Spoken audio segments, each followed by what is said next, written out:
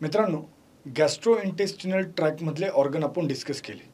आता आपण डिस्कस करणार आहोत डायजेस्टिव्ह सिस्टीमचा पुढचा भाग, तो म्हणजे ऑर्गन्स ऑफ दी ॲसेसरी. म्हणजेच काय तर accessory organs of the digestive system. आता मित्रांनो, तुम्हाला आठवत असेल डायजेस्टिव्ह सिस्टीमचे ऑर्गन्स हे दोन भागात डिवाईड झालेले आहेत. त्यातला पहिला भाग म्हणजे गॅस्ट्रोइंटेस्टिनल ट्रॅकमधले ऑर्गन आणि दुसरा भाग म्हणजे ॲसेसरी ऑर्गन. आता गॅस्ट्रोइंटेस्टिनल ट्रॅकमधले ऑर्गन म्हणजे काय तर हे ऑर्गन गॅस्ट्रोइंटेस्टिनल ट्रॅकमध्ये एकाखाली एका ट्रॅकमध्ये प्रेझेंट असतात. मग त्यात कुठले कुठले ऑर्गन्स येतात तर mouth, pharynx, oesophagus, stomach, small intestine, large intestine, rectum and anal canal. या सगळ्या ऑर्गन्सना म्हणतात गॅस्ट्रोइंटेस्टिनल ऑर्गन. ह्याच्यापेक्षा दुसरे जे डायजेस्टिव्ह ऑर्गन्स आहेत त्यांना म्हणतात ॲसेसरी ऑर्गन्स. ॲसेसरी ऑर्गन्स का? कारण की हे तुमच्या गॅस्ट्रोइंटेस्टिनल ट्रॅकचे भाग नाहीत, पण हे डायजेस्टिव्ह सिस्टीमचे ऑर्गन आहेत, कारण की हे डायजेस्टिव्ह सिस्टीममध्ये फार महत्त्वाचा रोल प्ले करतात. मग हे ॲसेसरी ऑर्गन्स कुठले तर accessory organs of the digestive system 3 आहेत: सलायव्हरी ग्लँड, पॅनक्रियाज आणि लिव्हर. ओके, सलायव्हरी ग्लँड हे आपल्या बॉडीमध्ये 3 पेयर्समध्ये असतात, म्हणून आपण म्हणतो 3 पेयर्स ऑफ सलायव्हरी ग्लँड. त्याच्यानंतर पॅनक्रियाज आणि त्याच्यानंतर लिव्हर. लिव्हरमधून जे सिक्रिशन्स बाहेर निघतात हे सिक्रिशन्स बायलरी ट्रॅकमधून स्मॉल इंटेस्टाईन किंवा GI ट्रॅकला सप्लाय केले जातात, म्हणून आपण म्हणतो लिव्हर विथ बायलरी ट्रॅक.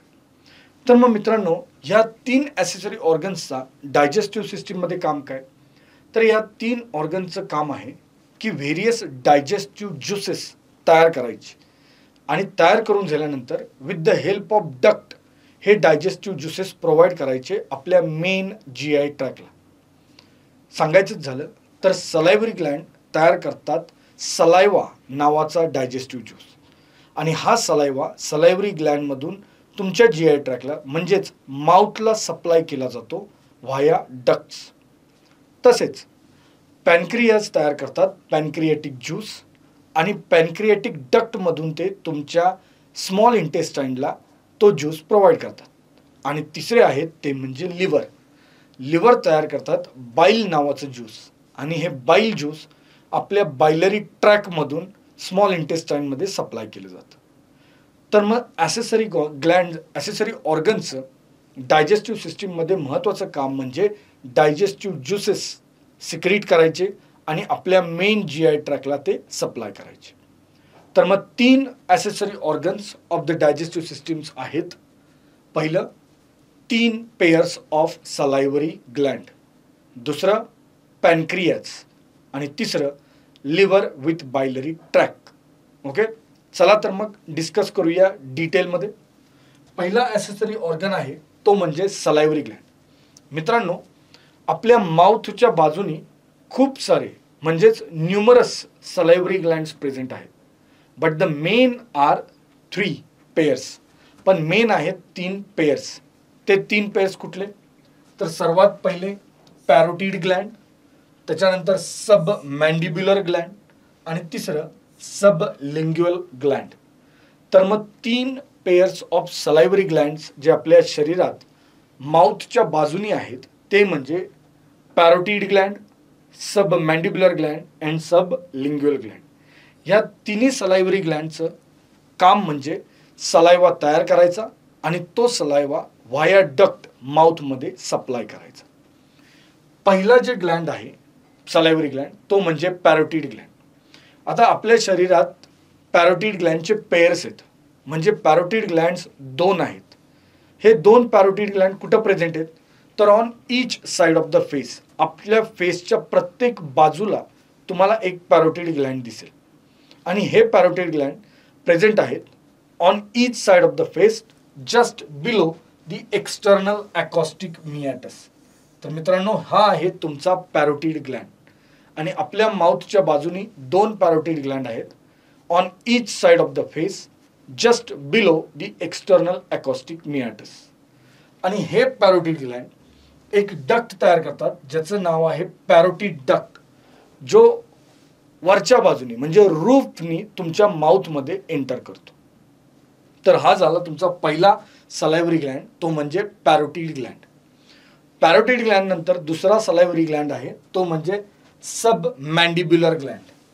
तर मित्रांनो, आपल्या शरीरात सुद्धा दोन सब मॅन्डिब्युलर ग्लँड आहेत आणि ते सुद्धा प्रेझेंट आहेत on each side of the face, just below the angle of the जॉ.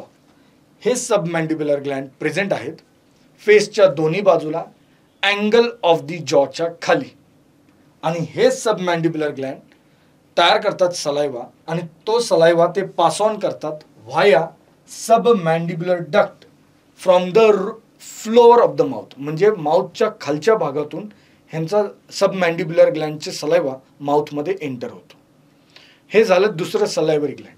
आणि तिसरी पेअर आहे सलायव्हरी ग्लँडची, ती म्हणजे सब लिंग्युअल ग्लँड.